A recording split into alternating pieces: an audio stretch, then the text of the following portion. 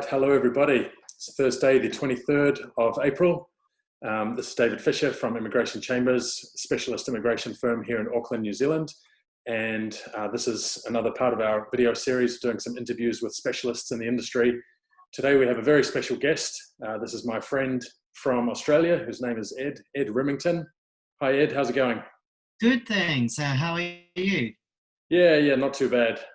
We've been 4 weeks in lockdown over here in New Zealand, so we're all starting to go slightly stir crazy at home, but otherwise we're doing fine. Now, similar this way as well. I think this is week 4 of lockdown. Not as strict as you guys, but yeah, I think everyone's going a bit crazy as well. Right. Okay.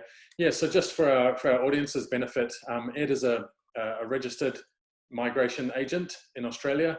And what that means is that it's essentially the equivalent of what we call a licensed immigration advisor here in New Zealand. He's authorized by the Australian government, which means he's done all kinds of study of immigration law and practice in Australia. And he's operating in Melbourne, which is in the state of Victoria in Australia. Perhaps, is there anything you want to say about how that works over in Australia? You pretty much covered it. Yeah. In Australia, that to practice in migration law or to process visas, that you have to be a MARA agent. So MARA is the Migration Agents Regulatory Authority in Australia. To become a migration agent, I had to study a course in migration law and then do a test. And then after passing that test, I was able to get my license as a MARA agent. So yeah, that's pretty much about the process of being a MARA agent. And then, just been helping people get their visa and process their applications for the last 3 to 4 years. 3 to 4 years. Okay, nice. So it must be quite a strange time over there. Obviously, we're all on lockdown, but what I think a lot of our viewers or a lot of the people who follow us, they've been asking us questions about how to deal with the lockdown here in New Zealand. And today I was just trying to see if we can get a picture about what's really the difference between these two countries. What's happening over in Australia. I mean, here in New Zealand, we're not supposed to go out at all. In fact, I saw a video on YouTube earlier today where some people were being pulled over by the police and threatened with being arrested simply because they were out in their car claiming to go to the supermarket. Now, supermarkets are open. We're allowed to go there one by one, wait in line, put on your mask, limits of goods and things like that. But what's happening in Australia? Are any shops still open? Yeah, the shops are still open, so we're not as strict as you guys. I hear that New Zealand has an eradication strategy, so they want to get rid of COVID-19. We have a sort of we want to stabilize the curve. We want to bend the curve. So our restrictions are not so strict, but we are still in lockdown. I think in equivalent is like level 3 to you guys. I think you guys are level 4. But you're changing down to level 3 soon, is that correct? That's right, yeah. So from next Tuesday midnight, we shift to level 3, and we've just been told today there are certain things we're allowed to do now: to go to the office, to go to work, to prepare things, deliveries, and get the office ready for opening, or get the businesses ready for opening. But yeah, that's right. Oh, it doesn't sound so bad over there then. Yeah, so everyone's been in lockdown probably since for 3.5, 4 weeks now, but we can go outside for 4 different reasons. Those 4 reasons are if you're going to the shops to buy groceries. The other one is that if you want to buy medicine. The third reason is if you want to do exercise. And the 4th reason is if you're an essential service worker. In Australia, the essential service worker is a bit more sort of broad or wider than in New Zealand. So essential service worker is usually someone who's working in a hospital, working in the supermarket, those sort of things. But also something that we discussed before this chat is like childcare. If a lot of the government has put money into the childcare centres, like they've backed the childcare centres to stay open because a lot of essential service workers, they have kids and they can't look after their kids, so they Interesting. want to yeah. Yeah, no, that's interesting, because here now we have a debate about schools partially opening next week under level 3. And they've allowed, they're saying that you can send your child to school only if you have to, because you're a worker who's going back to work, and only up to a certain age level. And some of the teachers are complaining. They're saying, hold on a second, this is not really fair.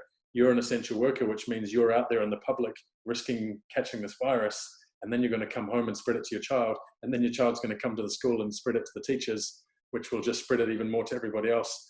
But anyway, look, neither you or I are doctors. We don't know, the ins and outs of how this thing really spreads. All we can do is talk about visa matters and immigration matters. So why don't we get into that? We've got a few sort of recurring questions that come up regularly about Australia, and specifically the difference between New Zealand and Australian policies. And so I just wanted to go through a few of those things. First of all, my big question is, what's really the difference between being a resident and being a citizen in Australia? Because as I mentioned to you, here in New Zealand, practically speaking, there's no difference. Once you become a resident in New Zealand, you can vote, right? You have access to all the health system, the university system. After a period of time of getting your residence, just a couple of years, you can also get the student loan from the government to study at university. And, being a citizen just means you have your passport, essentially, practically speaking. But I understand that's a little bit different in Australia. Yeah, it is a little bit different. It's a bit more distinguished in that you got a bit more rights as a citizen. So as a permanent resident, that you are a permanent resident, then you can live and work in Australia forever, but you still have to meet the obligations of being a permanent resident. So for example, some people will just get their permanent residency and then they won't come to Australia, or they might stay for a couple of years and then they will leave Australia. However, that as part of being a permanent resident, that you have to spend at least a certain amount of time in living in Australia. And if you're not living in Australia, you have to show that you still have a connection with Australia to keep that permanent residency. And something else about the permanent residency, that yes, they have the same rights. They can get the healthcare, and they have access to education, higher education. However, that in the past, it would permanent residents would have access to HEX directly. However, that I think they've just changed. HEX is the student loan scheme, right? That's right. Yeah. Sorry. Yes. For those people who don't know what HEX is, that's our government student loan scheme, where if you're an Australian citizen, and some permanent residents as well, that you can access higher education and defer your tuition onto the government as a loan and pay it back once you start earning a certain amount.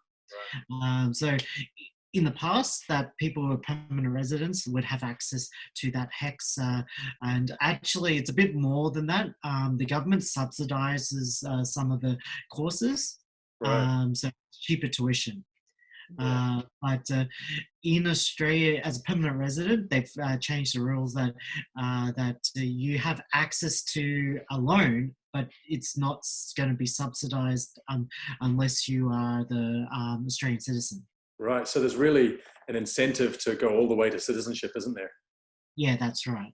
Yeah, yeah. I guess that's a lot more of a heavy-handed approach, strict border control approach that filters all the way through Australian law, which we don't see as strongly here in New Zealand. I've often heard it anecdotally said that Australia more easily will let people come in than New Zealand for things like visitor, student, the entry-level type visas. But they are so much more strict about getting rid of people or banning them from staying. Whereas in New Zealand here, somehow we're a bit of a soft touch once you're here. Once you're here, we have a bit of an approach of, okay, you're in our neighborhood now, so we find a way to look after you. And the tribunals and the courts often, will lean towards, humanitarian arguments rather than just a strict border control of, sorry, no boat people, you're out of here, which I think Yeah, happens more in Australia. I think it's a bit political. Like, I mean, yes, like Australia is generally more conservative with their sort of policies when it comes to immigration. Yes, like those sort of temporary visas are sort of more easier to get and enter Australia, but sort of going on to permanent residency is a bit A lot more harder. The harder. pathways are a bit stricter, yeah. Okay, so speaking of those pathways, what most people that that we deal with really want to know is, how can I become a resident? Now, obviously, there are many pathways. The key ones being, to come in as Australia as a student, or to come in as a worker, or to come in as a family member. Perhaps we can talk a little bit about student visas. Like what are the really strong pathways to come in as a student in Australia? So, so you're talking about the student with the sort of goal of trying to get permanent residency, or you? Goal of gaining residence, yeah. Yeah. So, like in Australia, that a lot of people sort of use the student visa as a way to build skills that that can be for occupations that are on our skilled migration list. So maybe similar to New Zealand, I'm not 100% sure, but in Australia that we have a skilled occupation list. This is a list of occupations in Australia that we have a shortage of skills, and that we need to supplement those with skilled migrants. So a lot of people who want to migrate to Australia or to get permanent residency, they study courses that are related to those occupations on the skills list. Right. So this would be skills, obviously at the high level: doctors, lawyers, accountants, engineers, and then coming further down into managerial positions, chefs, cooks, and mechanical workers. And this would be similar to what we use under the ANSCO system, the Australia and New Zealand standard classification of occupations. Am I correct? Yeah, that you're correct, and that's what I was going to mention before. That actually something that we are unique on, that we both use that same ANSCO system for, like the occupation. So the occupations, I guess that on your list will be the same as ours according to the ANSCO code. That's right. And Yeah. what they're looking for in the regards to skill level and the sort of like the description of the roles and the skills are exactly the same according to ANSCO. I understand, though, that there's one key difference with the way, and that is in the way that we treat the assessment of skill under that list, especially when it comes to a residence application. Here in New Zealand, when you start your residence process, you make the claim that your occupation, your job, your employment matches the skill level requirements under ANSCO for that job. And then you go about applying. You submit your expression of interest, you submit all your documents, you get invited to apply, you submit your documents, you wait, these days, 12 months or more for a case officer to pick up the file. And then once the visa officer has the file in their hot hands, they'll start looking into it and then start making an assessment of the job that you're doing, and they will decide whether or not it matches the skill level. So that visa officer has, under current rules, the 100% of the assessment control. But I believe in Australia it's slightly different.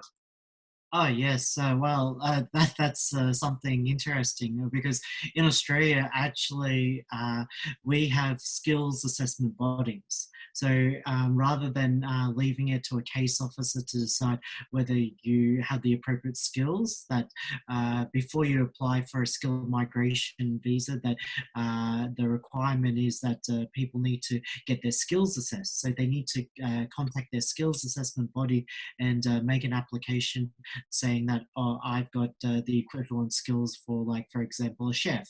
And then they make the application, provide the documentation of their skills, and then that skills assessing body will check it and deem whether you have the required skills for that occupation. Then after you have that skills assessed and approved, then people will go and make an application. Applying, yeah. See, this in my opinion is really a much more advanced way to do it. And I've often joked You know, that the way we do it here is it's putting the cart before the horse, because you're forcing people to put all of their energy and effort, time and money into the application, and then they sit back and wait. And then it's only 12 months, 15 months later, when a case officer is looking at it, that they have some idea about whether they're in the ballpark, and they're placing their future in the hands of. And here's where it gets interesting, because you know, if you are claiming to be skilled, you are ANSCO skill level 1, 2, or 3, which are the high 3. Yeah. But you're placing the responsibility to assess where your job is with a person, an immigration officer, whose job actually falls under a lower skill level at number 4. So under ANSCO, immigration officer comes as a skill level 4 occupation. So somebody in a lower skilled job has the job to decide who is higher skilled. It's really quite, it boggles the mind. Yeah, no, this system, I think it has its pros and cons. I think the biggest benefit is that if you're going and putting it with the skills assessing bodies for your particular industry, then you have experts who are assessing the skills. They know what type of roles and tasks that are related to being skilled in that area. ANSCO is just a guide, actually. Like, I mean, I think the ANSCO code was made like 30 years ago. So, I mean, there's a lot of purposes. Yeah, that's right. So leaving it up to a case officer to decide whether you have these specific skills where they don't even have any industry knowledge or knowledge about this specific occupation. Yeah, it's a bit, Russian roulette in that sort of way.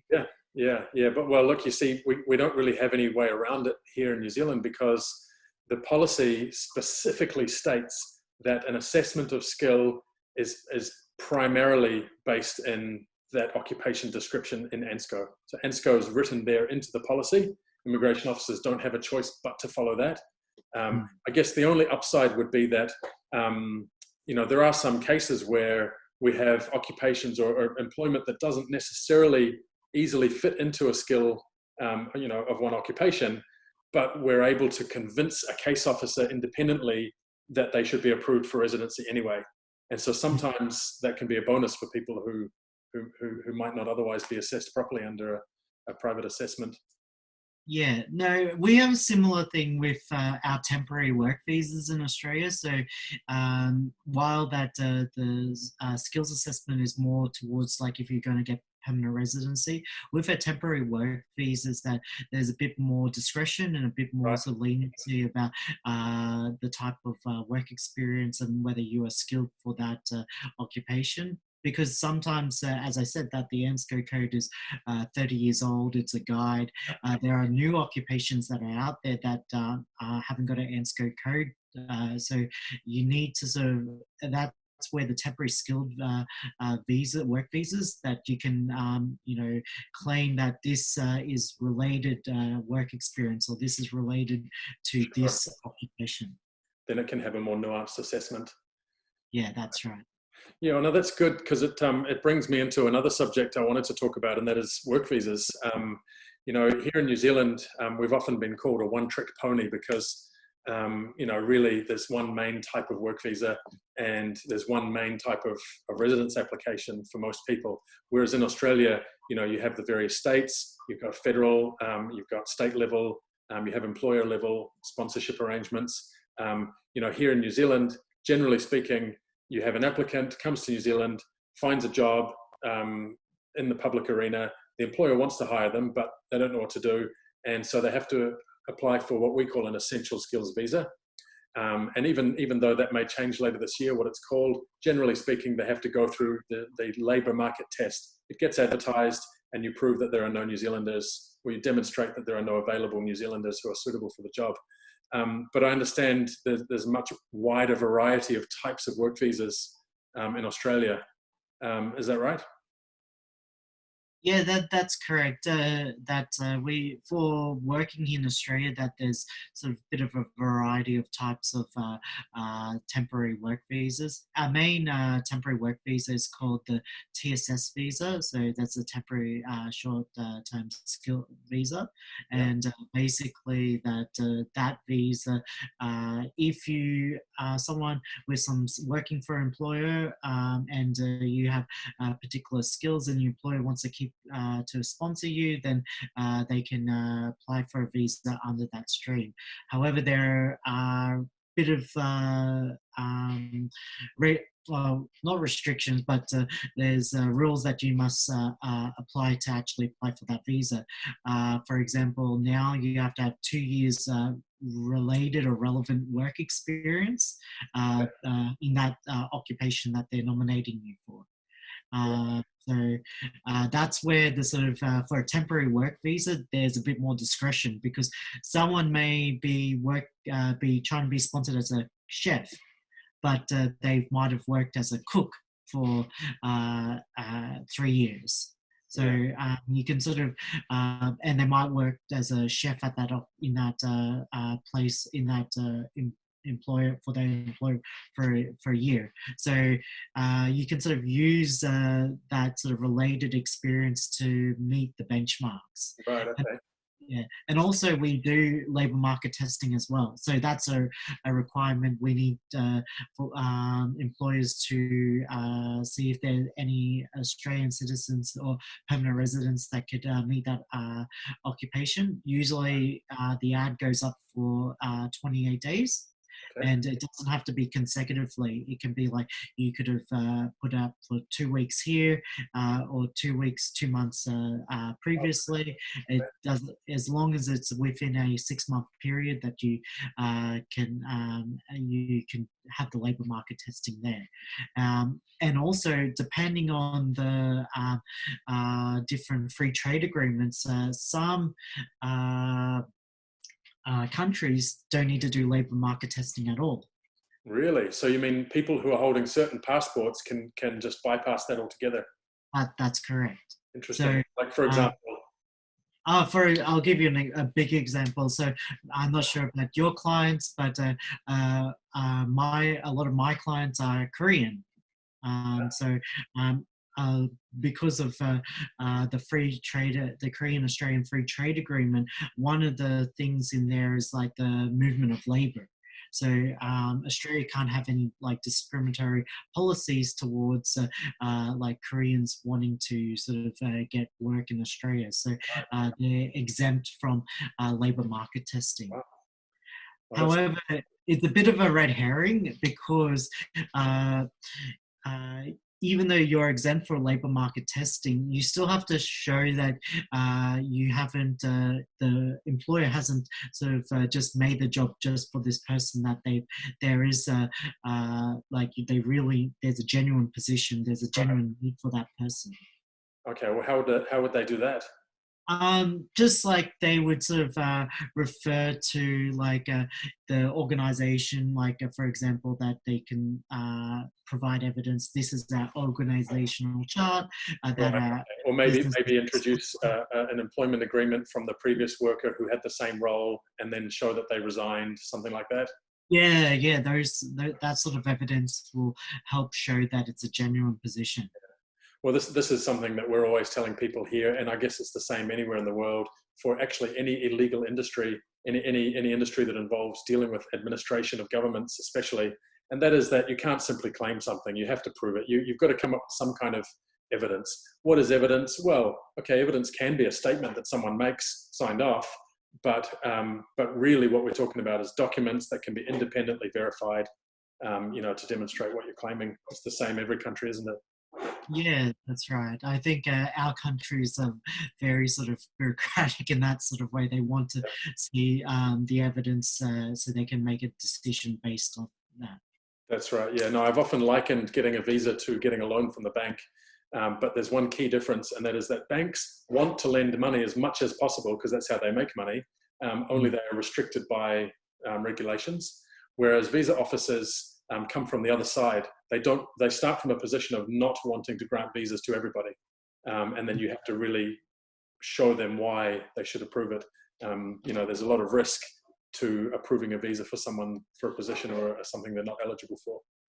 Yeah, and that's sort of why sort of we do the work that we do, because we're sort of trained and skilled into looking at what regulations there are, what is the legalities behind applying for a visa, and what are the case officers are looking for to persuade them that your application meets the criteria.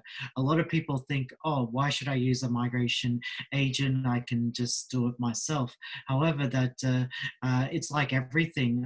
Go back to your example about the bank. I used my own mortgage. I used a mortgage broker to get a loan because it's. I don't know about the legalities behind getting a loan or Yep. and those sort of things. So you go to experts when you need help to get something done. That's right, and sometimes it's a very simple case of as a lay applicant, you might disclose a particular piece of information that's not really relevant to your case at all. However, once you've disclosed it, it sets off a way of thinking in the mind of the decision maker, and it sets them to starting to inquire about something which might lead to tripping over, falling over, and a decline which stays in your file forever. And I've seen this, too many times. Yeah, it's goes back to that saying, sometimes less is more. Mm-hmm. Yeah, Yeah, I because often say that our job is like a translator, because we take a person's situation and we then translate it into the language that's required to get things across the line. It's not about hiding information. It's not about cheating or presenting it in a way that's fraudulent, as some people perceive. It's merely about taking it and translating it into a way that it can be understood properly.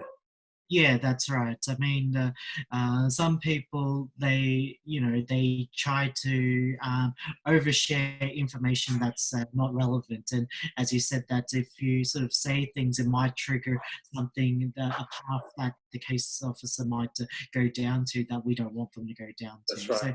Or they fail to declare something. Yeah, that's right. So, I mean, that's our job. Our job is to sort of get the facts and get the relevant information and translate it or show it in a way that it's going to satisfy the case officer. Yeah. So we sort of got off the initial topic there. I want to come back just quickly again to student visas, because this is something that I think a lot of people could get some value out of. We do get a lot of questions about how to go and study in Australia, and to a certain degree we can advise them on certain matters. We have in-house registered migration agents as well for Australia. We do prefer dealing with people like yourself who are over there, in the thick of it. So you might have some better knowledge than us. Now here in New Zealand, if you want to apply for a visa as an international student, you want to study here, let's say you choose a what we would call a level 7 diploma, which is something at around that sort of graduate level of a bachelor degree, maybe a 1-year diploma, and you're going to spend somewhere between, let's say, $12,000 and $25,000 New Zealand on that course.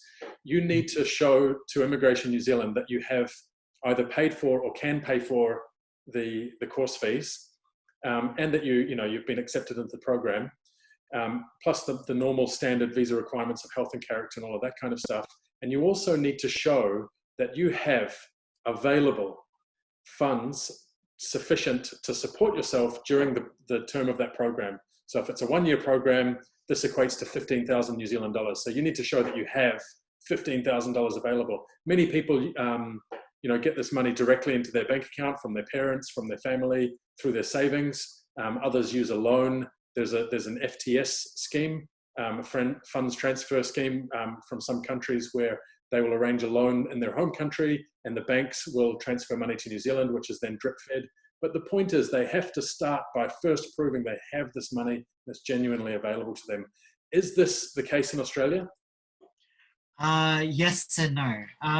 Yes, and Yes, it depends. So in Australia, we do require you to show funds. Actually, our funds that you have to show around 21,000 Australian dollars. 21,000 Australian dollars. Okay. It's actually gone up recently. It used to be like 20,500, but Right. last year it's gone Okay. up. So, and it's all depends as well that if you have dependents that are coming to you, coming with you on your visa, depending if you have your wife or a husband, then that's an extra 7,000 on top of that Wow. 21,000 that you have to show. And if you have children as well, then that's an extra More on couple of thousand on top of that that you have to show that you are able to support you and your dependents while you're in Australia. So by policy that you have to show you have the financial capacity to get a student visa in Australia.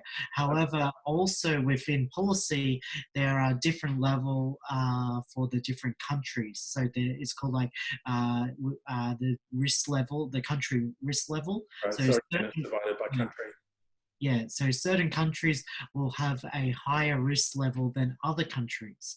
So, for example, that if you are from like England or US or countries in Europe like Germany, France, then you're going to be considered level 1 Level risk. low risk. So yes, so it's low risk. So people who are from those countries usually don't need to provide financial evidence. They can be up, but this is the thing, it's all subjective. Like the case officer, if the case officer thinks that you are someone that cannot afford the course, then they can, in the process of the application, ask for that. However, under policy, that they will not ask for the financial evidence to grant in order to grant the visa for those level 1 countries. I see. And so let's say, for example, a country like India, we have a lot of Indian clients. There are plenty of people in India looking for overseas study. What kind of level of funds would somebody from India be required to have? So India's classified as a level 3 country, so it's seen as a more higher risk country. Yeah. So for applicants who are from high risk countries, then they should prepare those funds that I sort of mentioned before. Depending if they're a single applicant, 21,000. If they've got family members based on the family members that they have. Okay. It's a bit more stricter as well about how the funds can be shown. So, oh, really? So usually that they don't like if people just like, if they just see like your bank statement and there's a big deposit there, because we have a condition where it's like called genuine access to the funds. Yep. So if they just see a deposit in the bank account that was done the week before or the day before, then they think that this person is just using it just to get the student visa. Just borrow So they need to sort of show history. So they will sort of show their bank statements. Usually the minimum is 3 months, but up to 6 months of transactional history, so that they can see that this person isn't just like putting the money in the account just to get the visa. Okay, yeah, so that's in terms of the available funds. How about in terms of the fees for your course of study? So here in New Zealand, if I choose that level 7 1-year study and I pay $15,000 to the college, the education institute, that will be 1 year's fees. I will get a receipt for 1 year. And then using that receipt, the student can then apply for the 1-year visa. Immigration will not grant more than that 1-year visa because you've only paid the fees for 1 year. Is that the same in Australia? A little bit different in Australia. So that receipt system, we call it a COE, or confirmation of enrolment. So basically basically that if you're looking to go into, let's say what you were saying before, diploma course. Say the diploma course was like $10,000 or something like that for the year. So depending on the school, that they will ask for either like a small deposit, and this is all related to whether the applicant is in the country, onshore or offshore, whether that they are from a high risk or low risk country. It all depends. Also, sometimes it depends on the relationship of the agent that is recruiting the student. Sometimes the agent has a good relationship and can get a lower sort of upfront deposit. So if there's someone from a low risk country, sometimes that they can get their COE or their receipt from the school for as low as a $1,500 deposit. Wow. But if it's a high risk country, usually they ask for a minimum of 25 to 50% of the total year's tuition. Right. Yeah, because we've actually seen some people in our office as well who have come from Australia to New Zealand, and looking at their history and the visa history in Australia, this one particular case that's in my mind was a Korean national, a young woman who went to Australia to study a Bachelor of Nursing degree. It's a 4-year degree. And she actually was initially granted a 4-year visa. So in her case, he is saying that because she's from a good country such as South Korea with a reasonably good ranking, that it's possible she wouldn't have had to pay all her fees up front, which I believe she didn't for 4 years. And then also she wouldn't have had to show all of those $21,000 in funds to get that 4-year visa. Yeah, the likelihood is that she wouldn't have had to show the funds up front for the 21,000. However, that for like a university degree where you're studying for 4 years, it's I always sort of advise them to show that you do have funds, because you're going to get granted a long-term visa. But yeah, she probably could have got the visa without the showing any funds. And for that university degree, usually they ask for 50% of the first year's tuition. It's different if you go into like a vocational education sector where there's a lot more competition, and so they sort of have, that's how they sort of get students. They sort of offer sort of a lower deposit. But for university, usually the standard practice is going to be 50% of their first year's tuition to get the COE, and then they get granted for the length of their course. So it could be 4 years. Also, something I'll add on that is that you get 1 month extra. So you actually, if you do one 12-month course, you get 13-month visa. Right. So you get extra month on for every year that your visa is. So she got, if her course was for 4 years, then she would get 4 extra months on top of her visa. Oh, I see. Okay. To allow some processing afterwards. Yeah, that sounds quite interesting. It is slightly different to here in New Zealand. And I think some people listening to this will be thinking that it's quite attractive because they don't necessarily have to have all their funds up front. But I guess the point really to make is that, and this is something I'm always saying to people, that the grant of a visa is an act of discretion by the decision maker, and we just don't know what they're going to come back and ask for. Totally. Yeah. I deal with a lot of level 2 countries like the Philippines, Indonesia, Thailand, and actually depending on the level 2, usually they ask for funds, but also it depends on the school. So if you got a school that is well established, then they have their rankings as well. So if you got someone from level 2 going to a level 1 school, then they're not required to show their funds or show money, and that's the same with level 2. But then you've got less established schools, like new schools that are on the market, or that have had adverse sort of history towards them. so they get ranked lower. So if you got someone that, and this is sort of our way of sort of weeding out sort of high risk applicants. So if you got someone that's like level 2 trying to apply for a level 3 school, then they're gonna have to show their funds to get the visa, because it triggers off with immigration. This might be someone that's just using the student visa program to extend their visa, or just to work in Australia. Sure, yeah, to find a way to stay in the country. We see the same things here. Mm.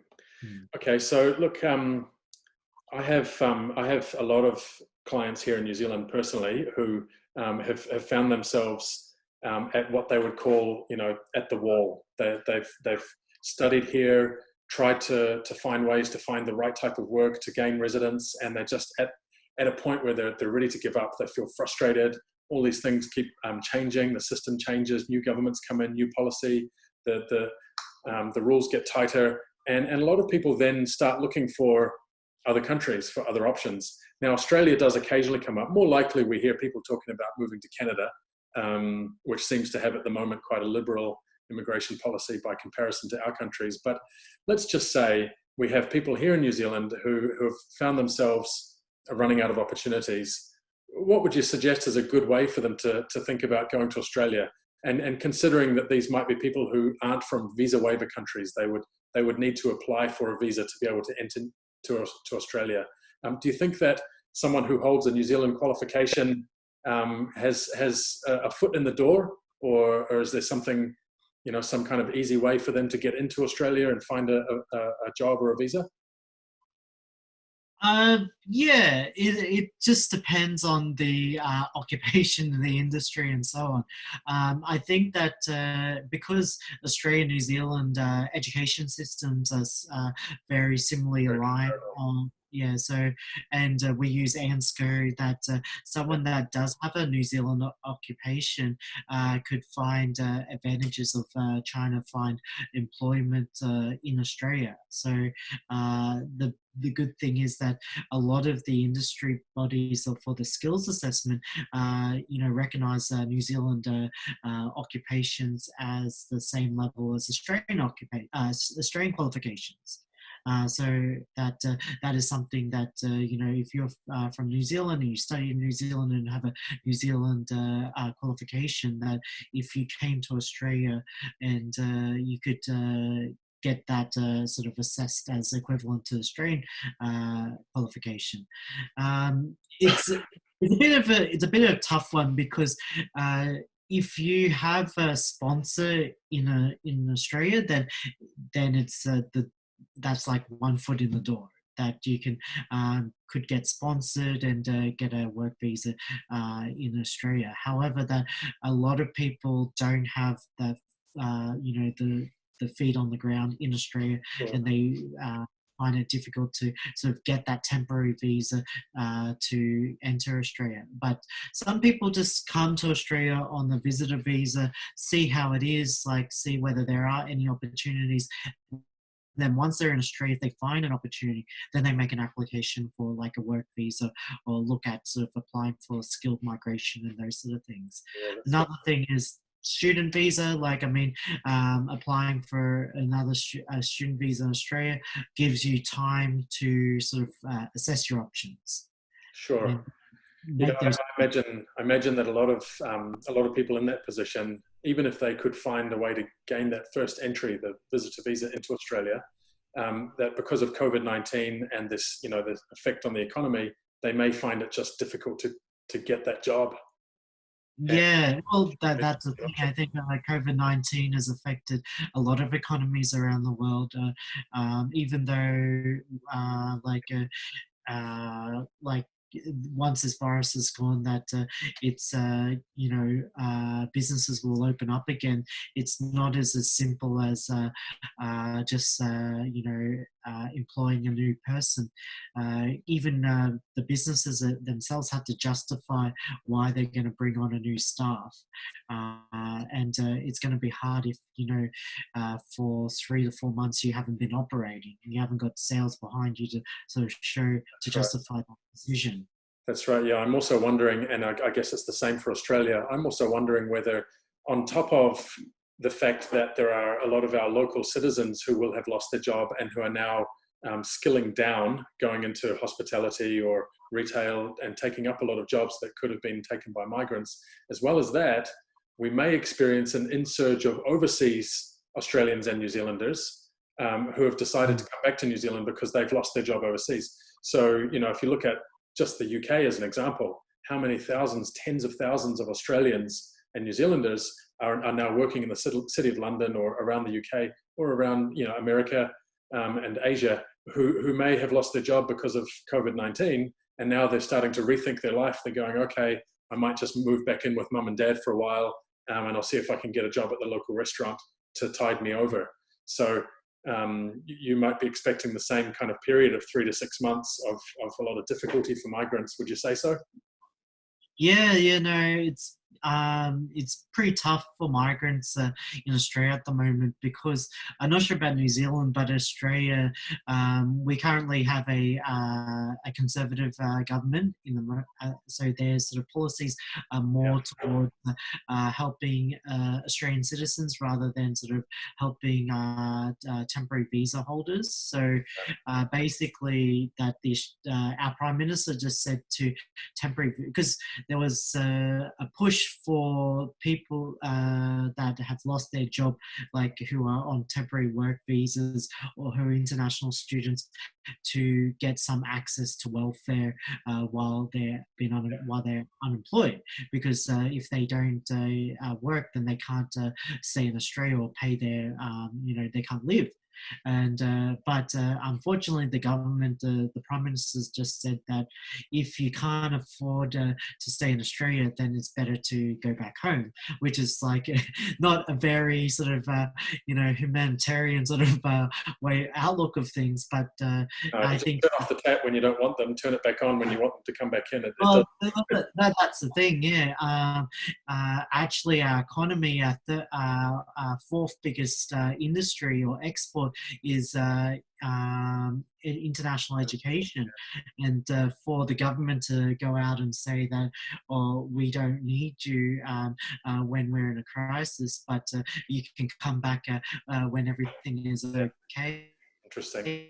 All like fine and dandy. It's like kind of a slap in the face to all those people who've taken the leap of faith to come to Australia and to study a course, and then they've been told that we see you later because we can't support you. Yeah, that's right. We see the same thing here, and I'm often going to bat for my clients who find themselves in this position. Right now, we have a lot of migrants banding together, forming groups online, Facebook groups, WhatsApp, coming together with petitions and rallies. Interestingly enough, you mentioned that it's your Conservative government that's having this view. We have what would be called a centre-left government at the moment, but they have the same view of narrowing immigration policy, New Zealanders first, whereas our traditionally conservative right-wing government, previously under John Key, had a much more broad and open, policy of inviting migrants, mainly because obviously that means more money. Isn't it? It's kind of interesting how the political spectrum is really just two sides of the same coin. Yeah. Something interesting in Australia compared to New Zealand, in Australia that we have like states and territories. So even though we have policy coming from federal government, which is like migration or immigration is underneath the federal policy, we do have different policies coming from the different states and territories. So something that happened yesterday, that the Tasmanian government itself, they announced some policy to help international students. So they said that we'll give a grant out to those international students who are who are under financial hardship. So I mean, that's some sort of leeway room in Australia that sort of the individual states and territories can sort of help their sort of residents or their international residents. So if the federal government doesn't want to kick in, but it's sort of there's only so much that they can do. They can't sort of state can't sort of extend their visa or sort of that's left to immigration in Australia. So. Oh, interesting. Yeah. So let's all move to Tasmania. And it's a beautiful Yeah, place. that's right. Anyone who's ever been there, it's a beautiful place. It's the birthplace of my mother. So, I've also heard the same thing, that it's a great place to live. A little bit quiet, maybe. I think there's a lot of similarities to like parts of New Zealand, Tasmania. Right.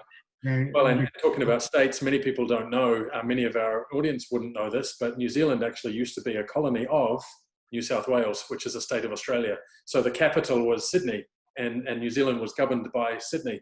So this is actually an unknown fact, part of New Zealand history. We have such a joint history, and this is one of the reasons why we wanted to have this talk today, because we have Anzac weekend this weekend. Anzac, of course, is a strong part of our joint history as well. New Zealand and Australia, brothers in arms. Yes, let's not forget. Yes. Okay. Yeah. So look, I mean, we shouldn't take up too much time today, but I did want to talk about a couple more things. One is failing becoming a student or getting a job and trying to get residency through that sort of pathway of work. What's the Australian business or investment policy like? Here in New Zealand, we start at 10 million. You've got $10 million, the door is open, we make it very easy for you to move in, get your residence, stay here, you invest your money for a period of time. The next tier after that is $3 million, New Zealand dollars, and the requirements are a little bit more stringent. And then after that, we have what's called the entrepreneur category, which invites people to invest in business here and operate business. And you have to have a business which has some kind of innovation or high growth or export potential. There are rules, but generally speaking, you get a work visa, you can run your business for a period of time, and then you can convert that to residency if you meet the requirements. And the minimum capital investment for that is $100,000. It's not too high. How about in Australia? What sort of pathways are there for business owners? We have similar sort of pathways to New Zealand. I've heard that it's a bit more easier in regards to some of those like investment visas in regards to what people can invest in. Easier in New Zealand or easier in Australia? In New Zealand, I hear that like a part of the portfolio that people can invest in is like property. Is that correct? Yeah, it depends. Like you can't simply just buy a house. The point is it's supposed to be innovative or high growth, and a lot of people have brought their money in and then invested in a property development. So yeah. perhaps they purchase a lifestyle block, knock down the farmhouse, and then build 6 units or townhouses. So this can classify, depending on the circumstances, it can classify as a high growth investment. Yeah. So in Australia, it's a bit more rigid in regards to what type of investment or what type of visas, business visas that they're available. Like New Zealand, that we do have a like significant investor visa for $10 million. Then it goes down to 5, and then at a lower category it's 3. And depending on what the money is, that there's sort of stipulations about what it can be invested in. So, for example, a certain percentage needs to be invested in like sort of like angel funding or funding of like other like investments and things like that. And they can't sort of have a certain percentage, and like they can't sort of just buy like a property and use that as part of their investment portfolio. So there's a lot of regulations in regards to where that money is spent or invested in. So it's not as just easy, I've got $10 million or I got $5 million and I'm just going to invest in Australia to get my business visa. They have to actually, usually this is where a lot of like financial like funds sort of work with these like migration agents or people that have these clients to Yeah. sort of help them sort of diversify their portfolio to meet the requirements of the visa. We do have a similar category to you guys in regards to the innovation visa.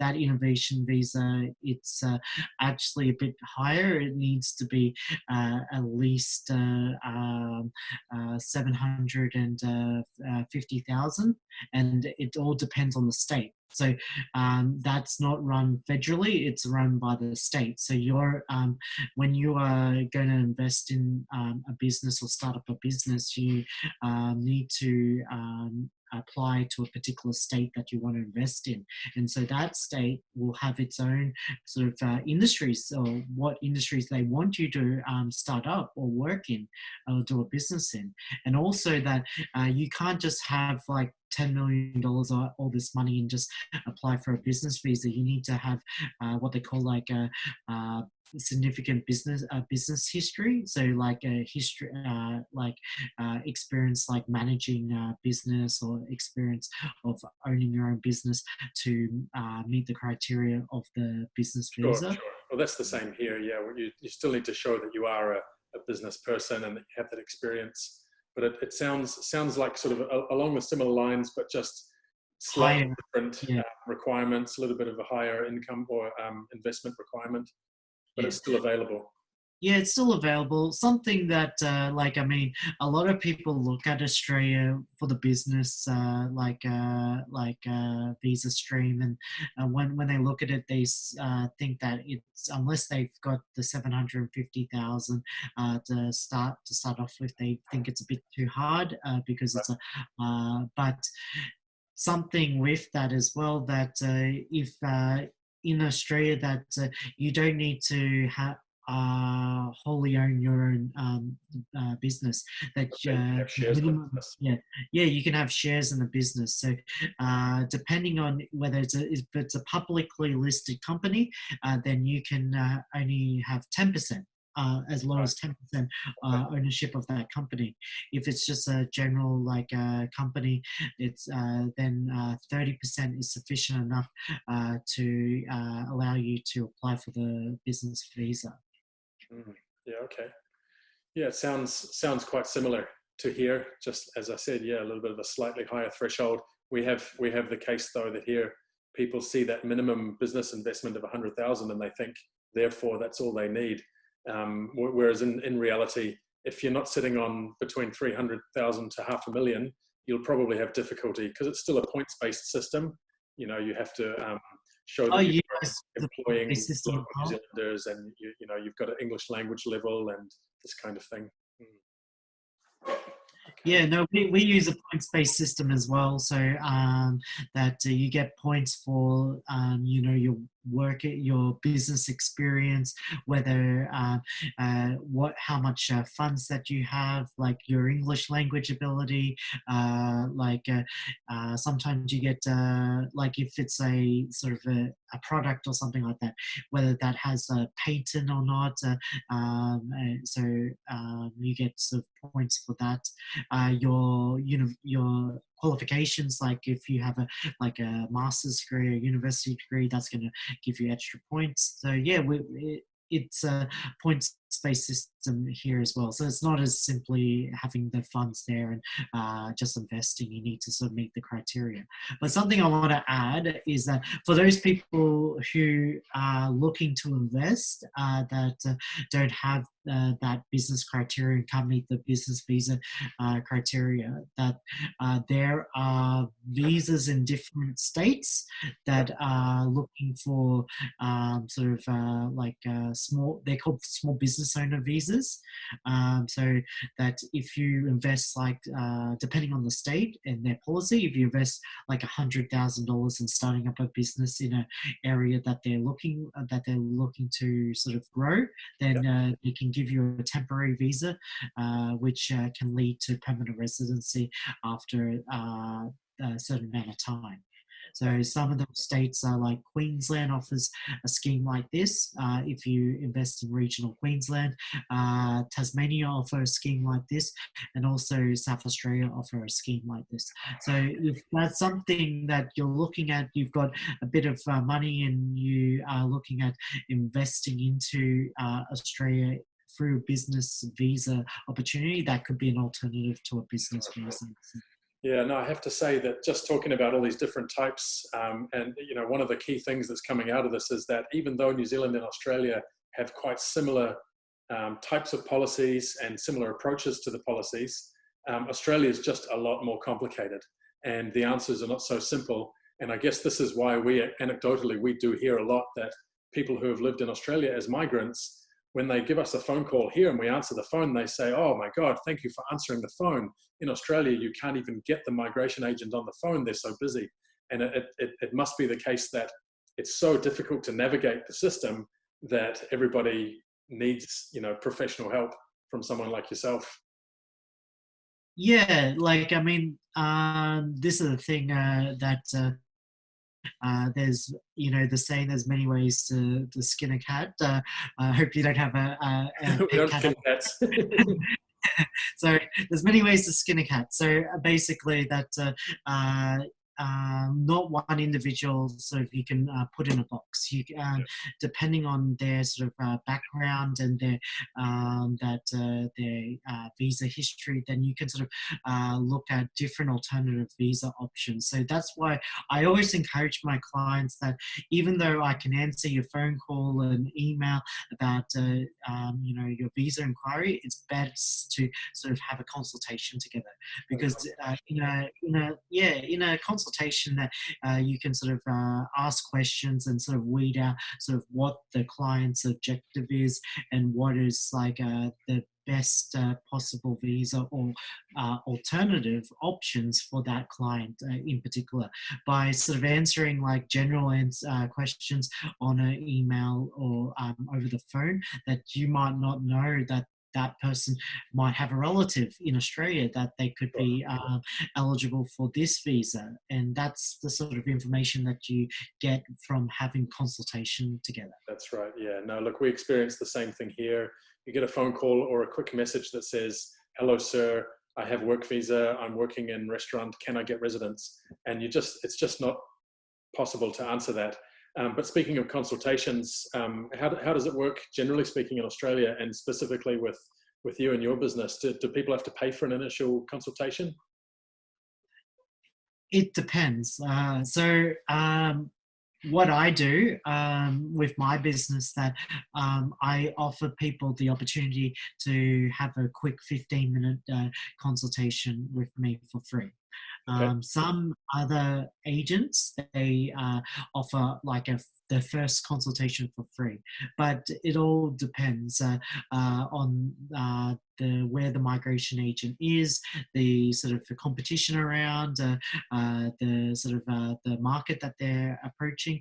Whether they charge a fee or not. On average, that migration agent will charge between $200 to $300 for that for a consultation. $200 to $300 for a consultation. Okay, and out of that, the migrant could expect that they would have a full and complete picture of their current situation, their chances for achieving the goals, residency or otherwise, and a plan for how to move forward. Yeah, that's correct. So usually that $200 to $300 consultation, that's an hour-long consultation. Most migration agents will not want to do a full paid consultation for less than an hour, because that hour gives them enough time to get enough information about the client and make a judgment based on their knowledge and expertise about what is the best visa options for that client situation. Sure. And then at the end of the consultation, the client will sort of have a better idea about where to go forward, what are some options that that client can have in regards to applying for visas.